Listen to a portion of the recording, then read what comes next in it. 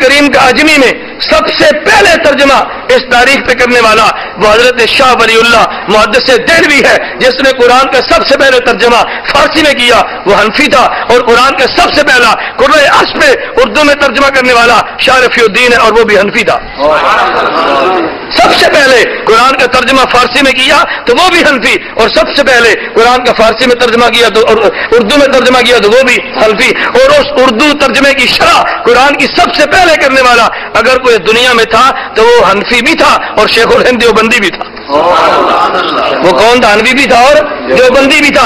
اور کس دور میں ترجمہ کیا قرآن کا؟ جس دور میں تم غیر مقلدو انگریزوں کے حق میں فتوے دے رہے تھے اور یہ مالٹا کی جیل کاٹ رہا تھا۔ کس دور میں؟ جب تم انگریزوں کے حق میں فتوے دے رہے تھے، انگریز کے حق میں جہاد کے منسوخ ہونے کے اعلان کر رہے تھے۔ الاقتصادی مسائل جہاد میں محمد حسین بٹالوی نے نہیں لکھا۔ آج لوگ کہتے ہیں فرقہ واریت، انتشار، ہم کہتے ہیں کبھی غور کیا انتشار پھیلانے والا کون ہے؟ جب دیوبندیت نے تحریک کو انگریز کے خلاف شروع کیا، انگریز کے خلاف بغاوت کا اعلان کیا، فروعی مسائل تم زیر باس لائے۔ سب سے پہلے ہندوستان میں حسین بٹالوی نے 10 سوالات پہ مشتمل اشتہار شائع کیا، کہتے ہیں ایک سوال پہ اتنا انعام دوں گا۔ اس نے 10 سوال پیش کیے، اس کا جواب شیخ الہند نے دیا۔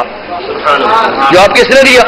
شیخ الہند نے دیا۔ حسین بٹالوی کی تولتی بند ہو گئی، حسین بٹالوی خود نہیں آیا، عبد الکریم غیر مکلف سے حسین بٹالوی نے جواب لکھایا، وہی عبد الکریم جو بعد میں قادیانی بنا، ان کا مفتی بعد میں قادیانی بنا۔ پھر شیخ الہند نے اس کا جواب اضاح العدلہ کے نام سے دیا، جو آیت غیر مقلدیت کے سینے پہ ہم کہتے ہیں وہ لوہے کے میخ کی طرح ہے جس کو غیر مقلد نہیں نکال سکا۔ 60 سال گزر گئے، آج تک اضاح العدلہ کا جواب نہیں آیا، اور اب نے چاہا تو آئندہ آئے گا بھی نہیں انشاءاللہ۔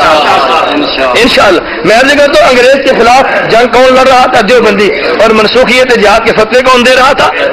غیر مقلد مرزا غلام محمد قادیانی اور امام محمد رضا خان، تینوں نے فتوے دیے، ہر ایک کی منطق الگ تھی۔ مرزا قادیانی نے تریاق القلوب لکھی، اور وہ کہتے ہیں میں نے منسوخیت جہاد پہ اتنی کتابیں لکھ دی ہیں اس سے 50 الماریاں بھر سکتی ہیں۔ احمد رضا خان کو جوش آیا، اس نے اعلام العام بیان ہندوستان دارالسلام کتاب لکھی، کہتے ہیں جہاد کے لیے ایک امیر ہونا شرط ہے، اور وہ بھی قریشی ہو، وہ نہیں ہے لہذا جہاد بھی نہیں ہے۔ پھر مروڑ اٹھا محمد حسین بٹالوی کے پیٹ میں، پھر اس نے کتاب لکھی الاقتصادی مسائل جہاد، اور پورے ہندوستان کے اس وقت کے غیر مقلد علماء سے دستخط کروائے، اور پھر اس اقتصاد فی مسائل جہاد کے مصنف حسین بٹالوی نے انگریز گورنر کو درخواست دی، اس نے کہا ہم نے اتنی خدمت کی ہے، اقتصاد جیسی کتاب لکھ کے جہاد کی منسوخیت کے فتوے دیے اللہ کے لیے، اب ہمیں وہابی نہ کہو، اب ہمیں اہل حدیث کہو۔ اب ہمیں کیا کہو؟ یہ آپ کہنے میں شاید آپ جانتے ہو کہ یقیناً اصل یہ تھا کہ جب انگریز کے خلاف تاریخ چلی اس دور میں انگریز نے علماء حق کو بدنام کرنے کے لیے لفظ وہابی کا لفظ استعمال کیا، لفظ وہابی، اور اتنا بدنام کیا، کہتے ہیں اس وقت 2 عورتیں لڑ پڑیں، عورتوں کی لڑائی ہوگی، ایک کہتی ہے میں تیرے منہ سور دیا، دوسری کہتی ہے میں تیرے منہ وہابی تننا، ایک کہتی ہے میں تیرے منہ سور دیا، دوسری کہتی ہے تیرے منہ سے وہابی تننا۔ اب اس عورت کے گھر میں جو اس کی بہو آئی تھی نا نو، وہ بہو کہنے لگی اما ایک گالتے دس، انہیں گال کٹی تیرے منہ میں سور تننا، تو آ کے تیرے منہ وہابی تننا، سور دا تو مجھے پتا ہے وہابی کی نو آنے نے، ماں کہتی پتیے 100 سور دے کے وہابی بننا ہے۔ اس قدر انگریز نے اس لفظ کو اس قدر بدنام کیا، یہ وہابی کے لفظ کے لیے تھا، مجاہدین کے لیے اس قدر بدنام کیا۔ کہتے ایک مولوی تھا نا، اور مولوی تھا بدعتی، وہ کون تھا خود سمجھ لو، بدعتی مولوی تھا، وہ اللہ کی شان، اور ہندو تھا دکاندار، ہندو دکاندار سے وہ سودا لیتا رہا، 4-5 ہزار قرض چڑھ گیا۔ اس ہندو نے کہا، لالا جی نے کہا حضرت جی مہربانی فرماؤ اب ہمارا قرض اتارو۔ انہوں نے کہا تو بندرا پتر بان میرے کو پیسے نہ مانگ۔ اس نے کہا حضرت جی مہربانی فرماؤ قرض بہت ہو گیا دے دو۔ اس نے کہا اچھا تجھے ہفتے کے دن دوں گا۔ جب جمعے کے دن کا مولوی صاحب انتظار میں تھے، جمعے کا دن آیا تو ملا جی نے مسجد میں اعلان کیا، اس نے کہا لالا بھابی ہو گیا، آئندہ سے سودا نہیں لینا۔ وہ شاخ کی جماعت تھی، عاشق تھے، ان سب لوگوں نے سودا لینا چھوڑ دیا۔ اب لالے کی دکان ٹھپ ہے، دکان چل نہیں رہی۔ لالے نے غور کیا ابھی دکان چلتی کیوں نہیں؟ کسی آدمی سے پوچھا یار میرے پاس گاہک نہیں آتے، اس نے کہا حضرت جی نے فتوا لگایا کہ تو وہابی ہو گیا۔ وہ آیا محلہ کے بعد، کہتا حضرت میں 5000 قرض نہیں لیتا، آپ فتوا واپس لو، فتوا لو واپس۔ مولوی صاحب نے کہا ٹھیک ہے۔ جمعے کے دن آئے تو مولوی صاحب نے جمعے کے دن کہا بھائی اب یہ وہابی نہیں ہے، یہ دوبارہ لالا جی ہندو بن گیا، اس لیے آپ اسے سودا لے سکتے۔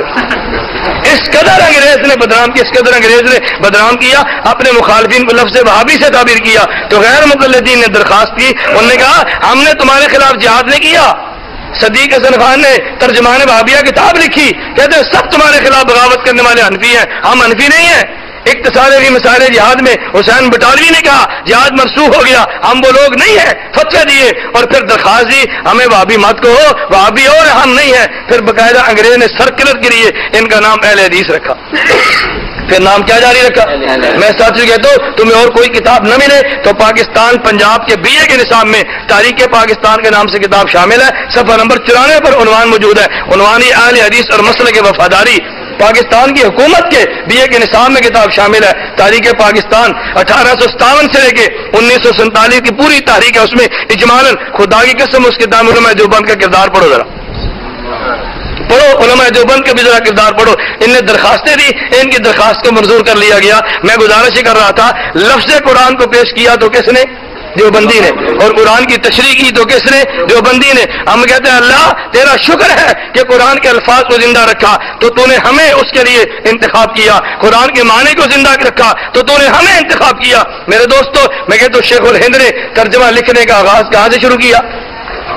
جیل سے۔ کہاں شروع کیا؟ جیل سے۔ حضرت تو دنیا چھوڑ گئے، ترجمہ لکھا 2.5 پارے کی تفسیر سے دنیا چھوڑ میں، پھر اللہ نے انتخاب کیا شیخ الاسلام مولانا شبیر احمد عثمانی کا، انہی کے نام پہ تفسیر عثمانی ہے۔ یہ شبیر احمد عثمانی وہی تھے جب پاکستان بنا تو مغربی پاکستان کراچی میں پاکستان کے پرچم محمد علی جناح نے ان کے ہاتھوں سے لہرایا تھا۔ لوگ کہتے ہیں دیوبند کا کردار کوئی نہیں ہے پاکستان بنانے میں، جس کو تم بانی پاکستان کے وہ کہتے ہو، وہ کہتے ہیں پرچم دیوبندی ہو تم لہراؤ، کردار جو نہیں ہے، کردار جو نہیں ہے، کہتے ہیں پرچم تم لہراؤ، مغربی پاکستان میں بھی تم لہراؤ، اور مشرقی پاکستان میں دارالعلوم دیوبند کے شیخ الحدیث ظفر احمد عثمانی کہا یہاں تم لہراؤ، اور محمد علی جناح نے کہا میں مر جاؤں نا تو میرا جنازہ غیر مقلد نہیں، یہ دیوبندی شبیر احمد عثمانی پڑھے۔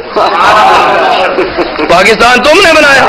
میرے دوستو، خیر میں نے عرض کیا انا نحن نزلنا الذکر وانا لہ لحافظون۔ میں آخری بات کہتا ہوں، الفاظ قرآن بھی ہم نے محفوظ کیے، قرآن کا معنی بھی ہم نے محفوظ کیا، اور جب امت نے اس قرآن پہ عمل کرنا چھوڑ دیا، تبلیغی جماعت کی صورت میں پوری دنیا میں عمل کی تاریخ بھی ہم نے زندہ کی۔ یہ بھی ہمارے کھاتے میں، تمہارے کھاتے میں تو یہ بھی نہیں ہے۔ الحمدللہ تعالیٰ اسی وجہ سے جلتا ہے نا، اسی وجہ سے پوچھو اس سے بھائی تبلیغی جماعت سے کیا دعوت ہے؟ ان کی پگڑی سے دعوت ہے، داڑھی سے دعوت ہے، لباس سے دعوت ہے، نماز سے دعوت ہے، جرم کیا ہے؟ کوئی جرم نہیں، سوائے اس کے احیاء دین کی تاریخ ہے۔ اللہ رب العزت ان مدارس کو آباد اور شاد رکھے، دعا فرمائے اللہ ہم سب کو قرآن کی خدمت کے لیے قبول فرمائے، اللہ ہمیں اس پر عمل کرنے کی توفیق عطا فرمائے۔ وآخر دعوانا ان الحمدللہ رب العالمین۔ سورۃ الفتح میں ہے تاکہ اللہ آپ کے اگلے اور پچھلے گناہ معاف فرمائے۔ رسول اکرم صلی اللہ علیہ وسلم گناہگار کب تھے جو اللہ نے گناہ فرمائے؟ سورۃ الضحیٰ میں، اور پایا آپ کو گمراہ پس ہدایت دی۔ اشرف علی تھانوی۔ آقا اسلام گمراہ کب تھے؟ تفسیر میں جواب ارشاد فرما کر عند اللہ معجور ہوں۔ دیکھیں دو باتیں الگ الگ ہیں۔ پہلی جو بات کہ سورۃ الفتح میں ہے اللہ نے آپ کے اگلے پچھلے گناہ معاف کر دیے، اصل میں یہ ترجمہ تم نے غلط کیا۔ قرآن کریم نے کہا ہم نے آپ کا ذنب معاف کر دیا، تو ذنب کا معنی گناہ آپ نے کیا، قرآن نے تو نہیں کیا، نہیں سمجھے؟ قرآن نے ذنب کا معنی گناہ نہیں کیا، گناہ کا معنی تو ہم نے کیا نا۔ ہم اگر اس کا معنی گناہ نہ کرتے تو بات اور ہوتی نا، یا گناہ کا معنی سمجھ جاتے تو بات اور ہوتی۔ ہم کہتے ہیں کبھی لفظ ایک ہوتا ہے، اس ایک لفظ کی نسبت کے بدلنے سے معنی بدل جایا کرتے ہیں۔ میں آپ سے پوچھتا ہوں لفظ محبت کا معنی کیا ہے؟ پیار ہے۔ لفظ محبت کا معنی کیا ہے؟ اور جب کو ماں سے محبت تو معنی اور ہے، اور جب کو بیٹی سے محبت تو مانا، بہن سے محبت تو مانا، بیوی سے محبت تو مانا، لفظ سے محبت ہی ہے نا، نسبت بدلتی ہے، مانا بدل جاتا ہے۔ جب ہم کہتے ہیں ذنب امتی کا تو مانا اور ہوتا ہے، جب کہتے ہیں ذنب نبی کا تو پھر مانا اور ہوتا ہے، معنی بدل جاتے ہیں۔ ذنب امتی کا مانا ہوتا ہے اللہ کی نافرمانی کرنا، اور ذنب نبی کا مانا اللہ کی نافرمانی کرنا نہیں ہوتا، بلکہ کبھی کبھی یہ ہوتا ہے کہ نبی ایک کام بھول کر کرتا ہے اور نبی کو بھول کر بھی نہیں کرنا چاہیے، اور نبی کہتے ہیں اللہ میں نے گناہ کیا، بھول گیا، اللہ فرماتا ہے چل میں نے تجھے معاف کیا۔ نبی کے لفظ کو اللہ دوبارہ نقل کرتا ہے اور لوگ اس لفظ کو گناہ کہہ مارتے ہیں، یہ بات غلط ہے۔ بات سمجھے؟ تفصیلی جواب تو پھر عصمت انبیاء